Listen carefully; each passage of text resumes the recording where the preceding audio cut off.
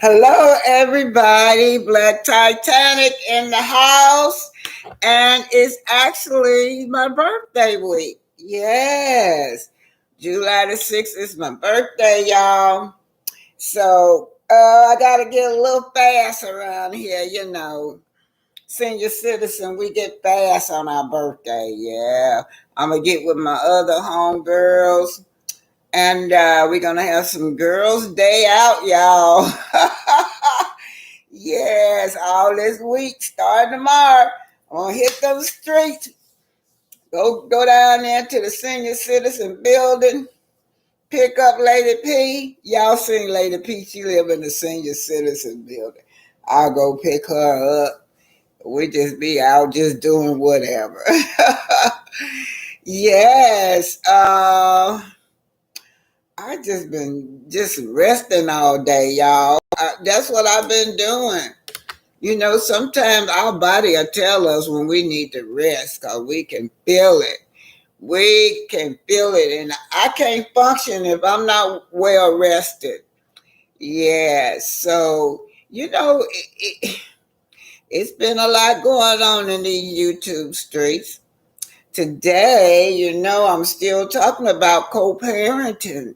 But this co-parenting going to be with a little different twist today. Yes. Yeah, I've been hearing in the YouTube streets about Letitia Scott daddy, Horace. Wow. He's a pastor, y'all, and we got to talk about stuff like that.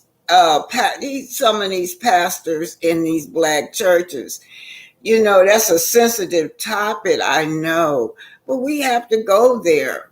We, sometimes we sit around passive knowing that this pastor, is dating underage girls or underage boys, and we just let it happen, So that's a sensitive topic to talk about pastors. And then the survivors are usually the ones that they blame. The survivors, they make them feel ashamed. So anyhow, what we're gonna do, we're gonna talk about Martell.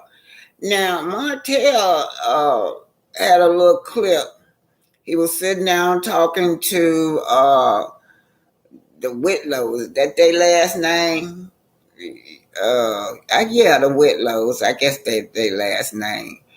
But he was telling them that about little Knox, that he have little Knox as well as his other kids together. And then Tiffany says, well, that baby, I guess she was referring to little Knox, he's going to always feel like he's the outside child, because the other four kids are yours, are raised in the same household together. So, yeah, we're going to get on to the story. I'm going to go ahead on and read to y'all what's going on so I can keep the tapes going, right? I got to let y'all know what's going on. I got to read this to y'all. So y'all got to get the rest of this from Who Knew. Who Knew is where I've gotten this information from. But I will show y'all little clips. So this is allegedly, y'all, Pastor Horace Bester. That is Letitia Scott's father. And a young lady named Jessica. She came forth with information about Pastor Bester. His name is Horace Bester, right? She said she had a 3-year-old by him. He was already married when she met him, and she knew it, but she proceeded on with the relationship. She also said that after the baby was born, he became a deadbeat dad. She reached out to Letitia and, tried to tell Letitia that, she had a little sister and she wanted to at least try to bond her little sister with Letitia. Of course, the DNA proved that it was Letitia's baby's dad. Letitia dad's baby. That's how that go. So She also goes on and said that he was married at the time he was with her, but he kept telling her that the relationship was over with. They were still living in the same house, y'all, but this is what he was saying about the wife, that relationship was over with. Then she also said that his first marriage, now that's the second marriage with her, she got the 3-year-old. The first marriage, she said that it ended because Pastor Horace Besters slept with the 15-year-old niece of his wife, which, he the uncle, though, through marriage, and said that the 15-year-old had a baby by him, right? So this just leads me into saying that a lot of this stuff goes on in our churches, y'all. Y'all know that. And it's a lot of shame involved with these little kids. The little 15-year-old, I'm sure she was shamed. All this stuff is allegedly, but we do have these pastors having babies with these underage girls in our church, and they get a pass. Often they be having babies with these little girls, and it's never reported to the authority. Often it be business as usual in the church, the singing, the dancing, the speaking in tongues, and the pastors getting all the kids pregnant in church, and not only that, messing with the little boys. Okay, so that's it. Now let me show y'all the tape. I'm going to show y'all a little bit of the tape because you'll have to go to Who Knew and see the rest. So I'm going to turn this on. Y'all could be watching this until I get to the part I want to get to. I'm going to let y'all watch this. I'm not ready. Again, I'm just going to bag it up. Shot, spread, long. When it comes to that, because someone who has been totally disrespecting their mother and has done almost anything they could to try to commit their mother, that's a no-no. Like, I don't trust that. And, when it comes to the protection piece, when it comes to that, I feel like that's our job. That's very important. So we got consistency. Right? So we want to continue what your outcome is, and then Martell has a chance to say what his outcome is. Martell's so immature. Hell no, killing the kids around cold smoke. Okay, I'm getting ready to speed it up to the part I want, y'all. This is the co-parenting stuff. We talk about parenting, but this part gonna be co-parenting with the outside child. Like he's talking about his co-parenting with Lil Knox. This is what he's talking about. I'm gonna start it from right here. Yeah, Martell, what do you have on? That's right. That's son. Don't stick by mine. There are certain issues that children have. These 25.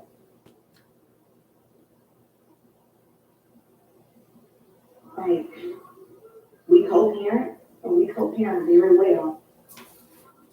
Shots fired again. Shots fired again. We co-parent or we co-parent very well, y'all. Listen at her. Shots fired again. She get them little shots in at Mel. She says she better than Mel. She's able to co-parent with Martell better than Mel.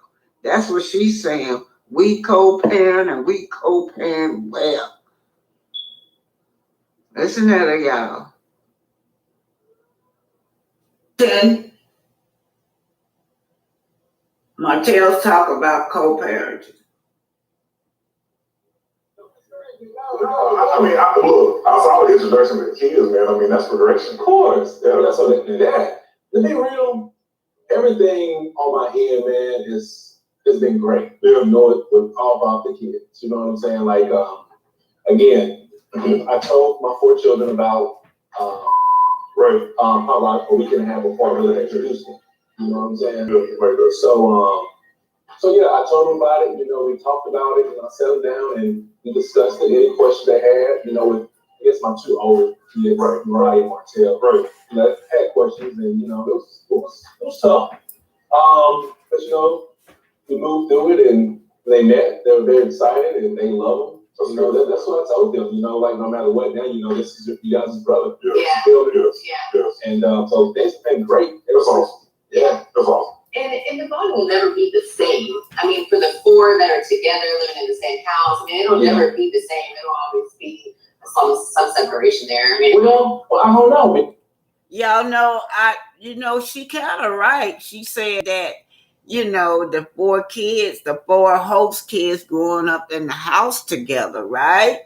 And then you got little Knox, the outside baby. She said it's going to be different. It's not going to be that bond like it's going to be with your blood brother and sisters. But anyhow, a little like Martell got a little offended because she said that. Because, it has been every time that I get because, the 7 days on, 7 days off with Melody and I. So, when I get them, I get them too. oh, So they have time to build that bond. There we go. Also, I don't be playing. I like it. hey, it's actually really I like good. it. I like it. So we are. So y'all know what they say in Huntsville that the mom has that baby now. So Miss Marlene, she has that baby. That's who had that baby, Miss Marlene. And they say in Huntsville that Marlene does a great job with Lil Knox. Lil Knox is very mannerable. But to tell y'all that y'all know these kids will try you at a young age. I'm telling you, they will try you when they in their bed. Just think that you're telling them you put them in the bed, and then they keep throwing the bottles on the floor. They think that they're being smart, that you're gonna let them out to get the bottle off the floor. But they be trying you. They'll try you early. Really so serious about having a baby. Like, I really love being a mom. I love being a mom so much that I'm sorry to say this. Never mind. I ain't gonna okay, play yeah, around. don't. Yeah. Keep on. Keep on. Keep on. I don't know. You know I'm a professional, right? I can tell you about it, but I can show you. Which one you want? What are you talking about? Y'all know I don't hardly report on these two. They kind of boring to me, but anyway, I guess I gotta watch these two more so I can get interested in them too. Okay. Wait, I'm showing. We ain't talking about the conversation the other day. Ain't no showing nothing. Did you hear what he said? Okay, that's it. Now, what we're talking about now, I'm going on to who knew. That's why I can't deal with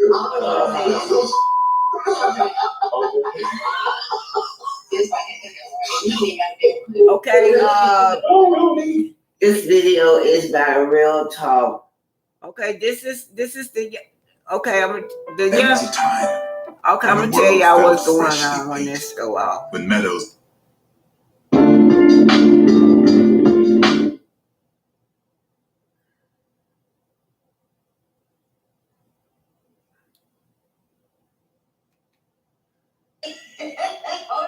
Hold on, girl. I gotta. Okay, this is who knew, y'all. Y'all have to go to her to get the full details. I'm just gonna show y'all a little clip because it belongs to her.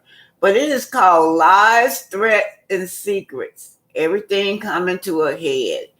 And the reason I chose this is because this young lady has an outside baby by Letitia Scott's dad.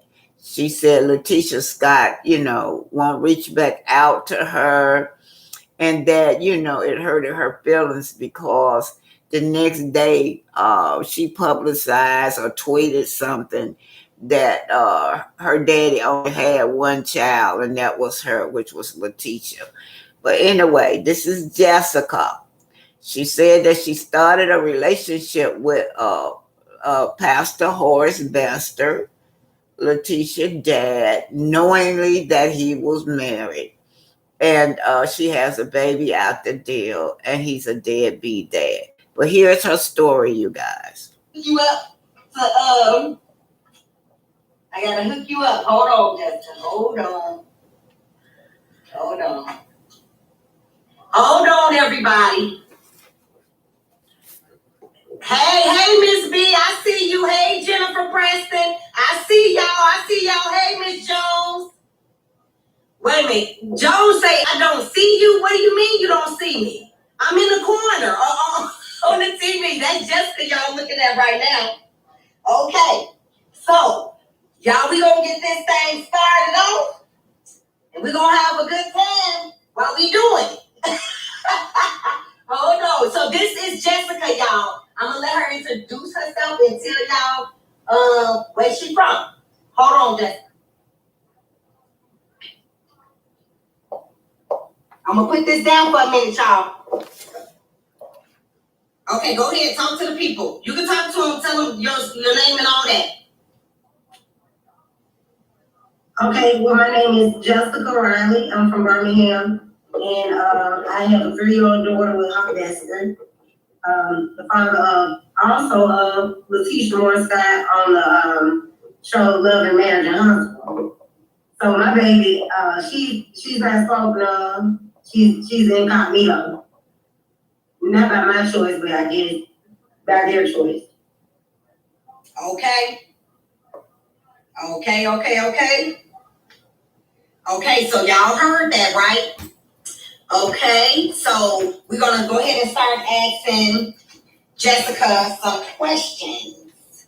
So the first question, Jessica, is where did you meet Mr. Bestrin? Am I saying that right? Okay. Bester. Okay. So Bester, where did y'all meet? I originally met Horace back in Birmingham. He's from Bester. I'm from Birmingham, about 25-30 minutes away from each other. I met him in Southtown. He used to visit his nephew in projects, and that's how I met him.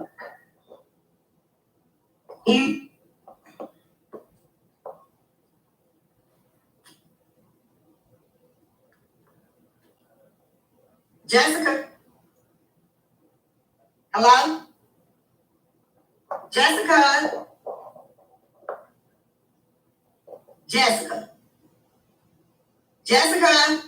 Okay, I'm gonna let this person said, how did y'all get involved? I'm gonna let you answer that. But I gotta hold on a minute before you answer.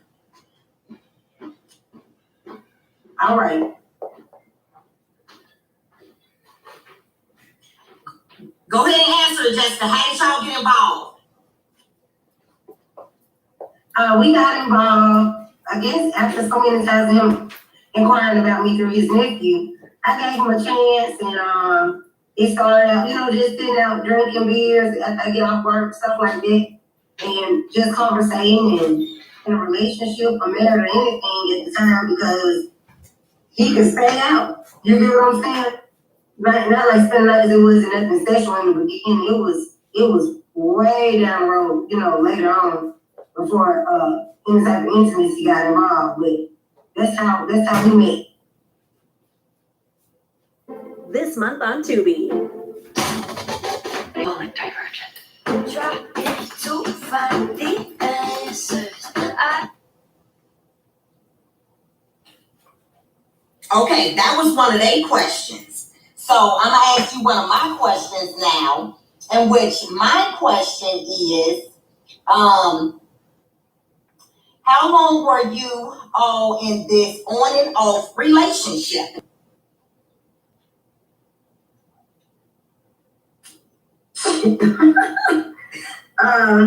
It was off and on. I met him when my daughter was, she born in 05, so we say about 08, 09, because when she started kindergarten, right?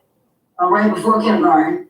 And up until 2018, like that was the last time that we were intimate. And, because things flip-flopped instantly once I got pregnant, So that was off and on. Like I said, even when I moved to Bessemer, we dealt with each other, and that was like picked back up in like 2011, 12. and then again in 14, and died off again, so it's just been off and on since forever. Okay, we're gonna put a pin in that for a minute, y'all. Before he told you he was married.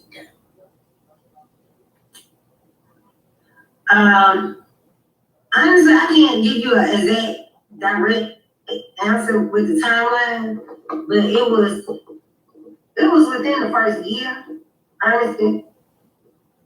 Okay. And Okay, y'all, I can't take all of her content. You guys have to go there. That's Who Knew.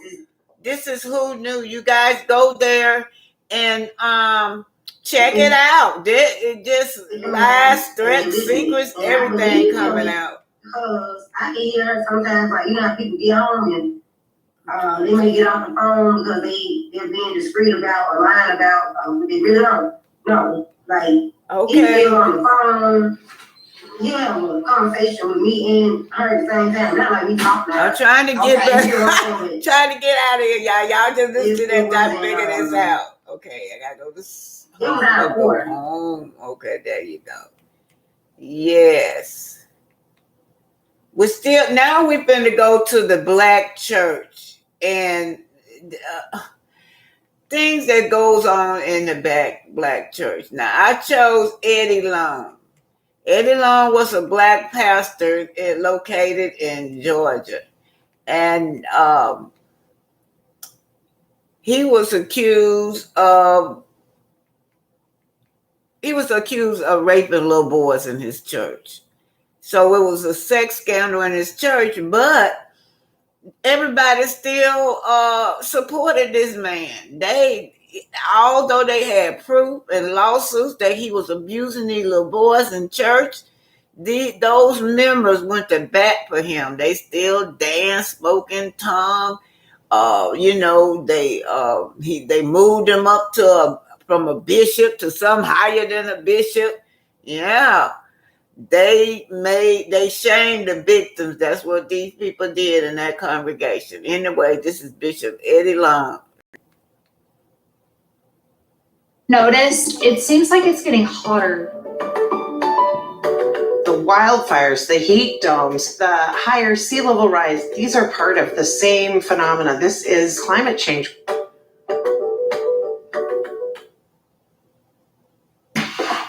Reveal salon shine at home. Ever Pure Glossing by L'Oreal. Well, the embattled pastor of an Atlanta area megachurch says that he will address a deepening sex scandal from the pulpit. Bishop Eddie Long has 25,000 followers at the New Birth Missionary Baptist Church. He says that he'll talk to his congregation at the church on Sunday. As you know, 3 men have filed lawsuits claiming Long coerced them into sexual relationships. Long's attorney denies those allegations and dismisses these photos that have now emerged in the wake of the scandal. Attorney B.J. Bernstein, who represents the 3 men named in the lawsuits, said that Long actually sent these photos of himself wearing tight shirts to the 4th man not named in the litigation. She says it's just an example of inappropriate conduct. Church members say that the image of Long that they embrace is the mentor and the spiritual counselor who has helped young people in need. God told me to tell you, he just told me to shake your hand. This is a sign he was giving you a new hand. Whatever hand you played before, he's dealing you a whole new fresh hand. Go where he directs you. Your yesterday can't bother you. In Jesus' name. I've been shot 3 or 4 times. Well, 3 times. I've sold all the drugs you could ever sell and made all the money you could possibly ever make. BMF is tattooed on the back of my neck. That stands for Black Mafia Family. And that's the life I used to live. And God brought me from that.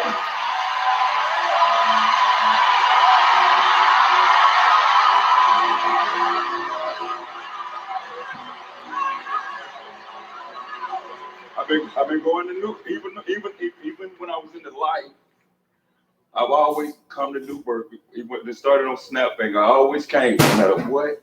This has always been my dad. When I didn't have no dad, this has always been my dad. I might can't call him. I might don't have his number or his text or nothing, but it's my father right here. Pretty powerful stuff. You know, late yesterday, Bishop Long posted a message to his supporters as well on Twitter. Do y'all know all those guys said the same thing? The victims, they all said the same thing, that they looked up to him as a father figure. And that's what this boy is saying, the same thing. He's my dad. This is my dad. And Bishop Eddie Long would get up and preach those anti-gay sermons all the time. He even wrote a book about it. But the man was secretly doing things to the children in the congregation. This is a sensitive topic in our community, but it's a lot of that going on where people like allegedly 15-year-old girl and got her pregnant. It goes on in the churches. And a lot of the women's and men's in the churches just sit by passively knowing that these kids are being abused and just allow it to happen. It reads, thanks for all your prayers and support. Love you all.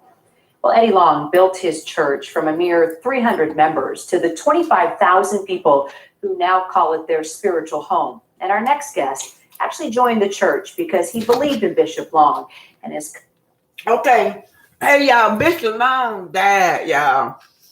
But everybody said it was AIDS, allegedly. They got a new pastor. Y'all might know that new pastor name is Jamal Bryant. He a womanizer. He just, he got ran out of his other church in Baltimore. I think he had got a baby by somebody in the church in Baltimore, allegedly.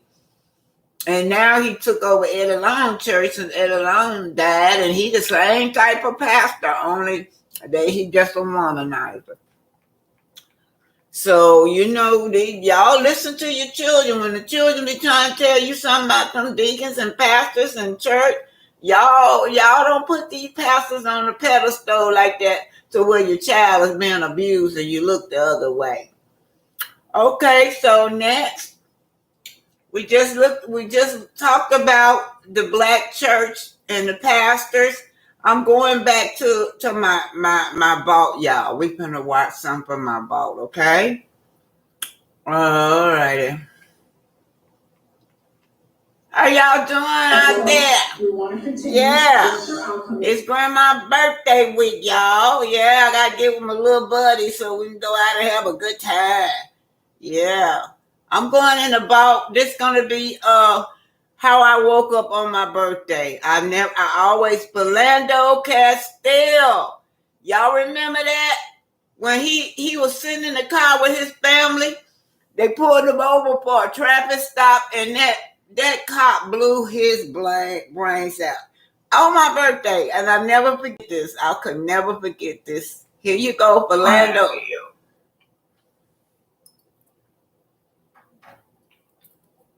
Philando Castile, I'm sorry, that's his name. Philando Castile, y'all. I gotta get that name right. I'm gonna have to go back.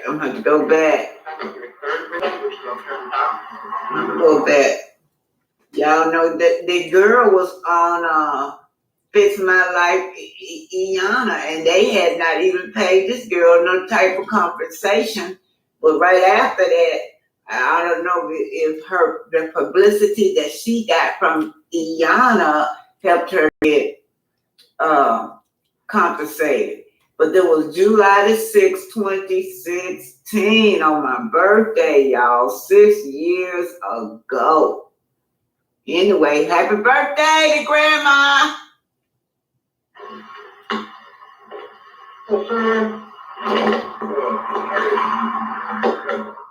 We're not looking over to break like you're all. We don't have no active break like that to be a pastor. All that over a break like y'all. Get murdered over a break like y'all. You're listening to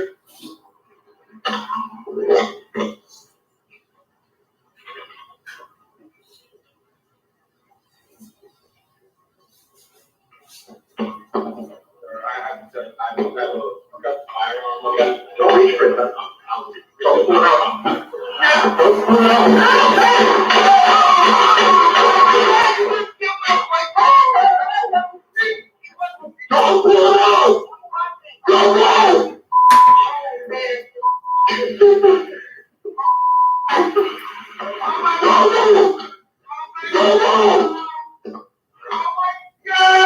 Can y'all imagine having someone like this on the police force? This emotional person has no kind of control. It's on the police force. Yeah. Can you see what we have to deal with in this community? And you guys have come so desensitized, some of you guys, to our loved one being killed or a dead body laying on the side. Oh, that's just a meme. Oh, that's just a meme. So this generation has been desensitized. They have dehumanized us so much till we like just numb to it. Yeah, that's why that picture that they sent me, that I saw a dead body, everybody saw me, somebody said it was just anyway, whatever it is, they were numb to the fact that that was a dead body that Wanda sent me. Anyway, let's keep going.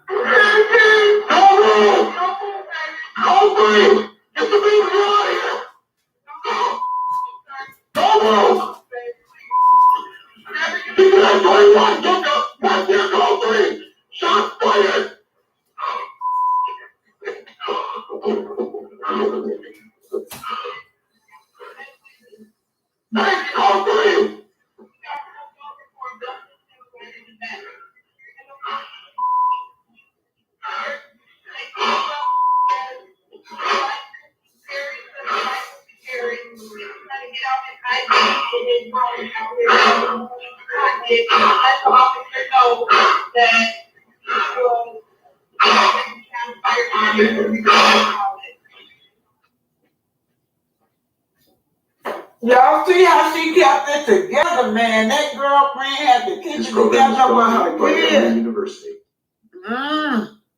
See what we have to go through as black people in this country? Malcolm X speech, April the 27th, 1962. Now, I'm going to set the stage up for you guys. Two brothers, Muslim brothers, was questioned by Los Angeles police. They were at the mosque unloading stuff out of the car. So a scuffle leads to gunfire and 7 members of the Nation of Islam are wounded. One man, Ronald Stokes, is killed by the police. So police brutality, was in 1962. It's still the same.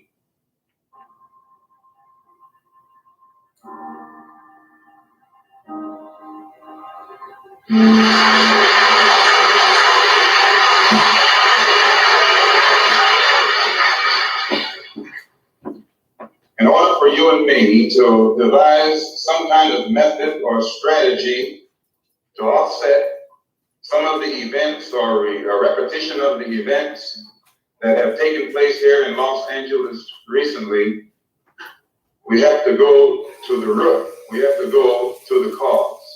Dealing with the condition itself is not enough. And it is because of our effort toward getting straight to the root that people oftentimes think we're dealing in caves. We are oppressed. We are exploited. We are downtrodden.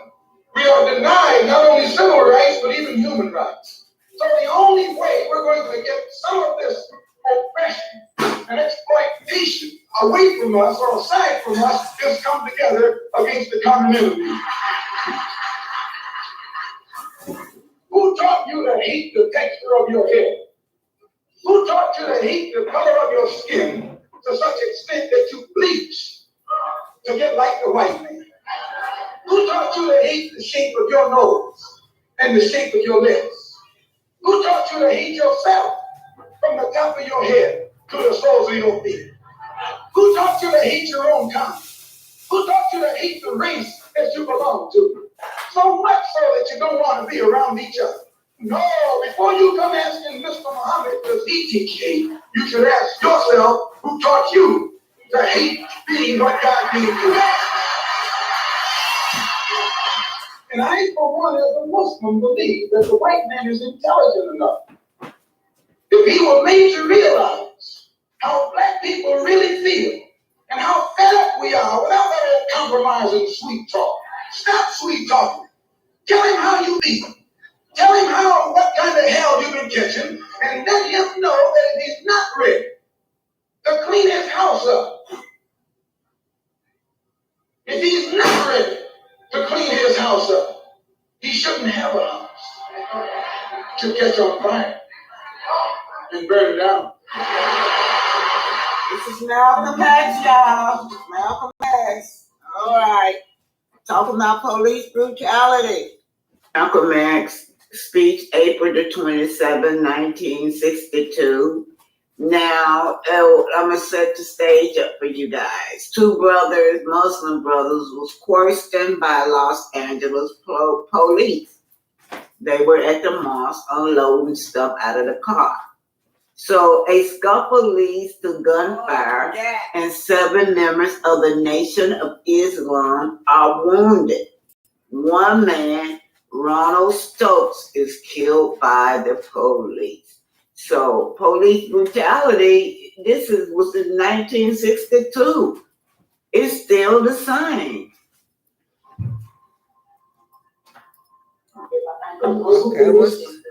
Better known as the GPS system. However, it is mathematician Dr. Gladys, whose innovation and genius pioneered the way for the highly valued. Did y'all know that? Y'all know that this black lady invented the GPS? Yeah. You know what? They don't flash it on the news. We just have to report our own people, because when we invent something or do something great, it's not flashed internationally like the other nation. But yeah, Gladys West, she's the inventor of the GPS. It is installed on all of our smartphones. The trailblazer participated in path-breaking, award-winning astronomical studies that continue to resonate several decades later. And while she wasn't portrayed as a main character in the Adventures, she was among a small group of African-American women who manually executed computing for the U.S. military and space program. Gone are the days when people stop at gas stations and ask for directions while traveling on the road. If you are using your smartphone and the GPS to reach your destination, you have Dr. Gladys West to thank. In this original Black Xmas video, you will be featuring Gladys West. So without further ado, let's get started. 1. There you have it, Miss Gladys.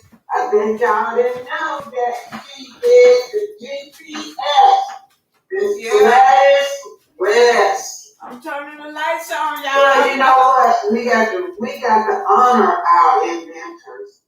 You know, we got to lift them up, because the mainstream media is not going to do it. But anyway, Miss Gladys West is an engineer, a scientist, a mathematician. She invented the GPS. You can do it. You can help out the homeless. Okay, y'all, this was one of these days I was just out in the hood, helping a patient. Okay, y'all. But anyway. How y'all doing? His name is Martell, Hope in the wheelchair. Yeah, we got a lot going on right now. And one of the most sensitive topics to talk about is sexual abuse, whether it's in the church or at home. So I chose that topic because the young lady had said that her name was Jessica, that she reached out to Tisha, trying to unite her daughter with her, because she felt like, she needed to know that she had a sister, but Tisha just didn't want to be bothered. So, and it's likewise with Lil Knox now. Lil Knox, you know, he is separated from those children. Those poor host kids, probably when they get a little older, they might get close. I've seen it. I've seen it where, you know, in the beginning that the outside kids is not accepted. But when they get older, maybe in their teenage years or early 20s, they begin to accept each other. So, but anyhow, the young lady Jessica said that Horace also has Horace pastor. Y'all want to call him pastor? I don't feel right calling him pastor. But anyway, say that he had a daughter younger than she. Now her daughter is 3, and say he got another daughter younger than her. So it appears allegedly that this man liked young girls. Y'all remember Melody said he was all in her DM. So you know. Let me read to y'all. Y'all saw that about Eddie Long. Eddie Long, I'm gonna read to y'all about something that I want to read that I saw about the black church and how we just allow our children to be abused in these churches. You know, these pastors just allow them to do anything because they say they're the man of God. Yeah. So this is titled Eddie Long and the Black Church, the legacy of child sexual abuse in the church, y'all. Okay. Okay, so Long came under fire for his homo antagonistic sermon.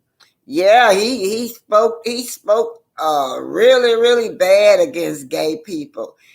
Yeah, he was so bad to he had came under fire with it, and then he wrote books about being gay and why that was wrong. This man was messing with little boys all the time.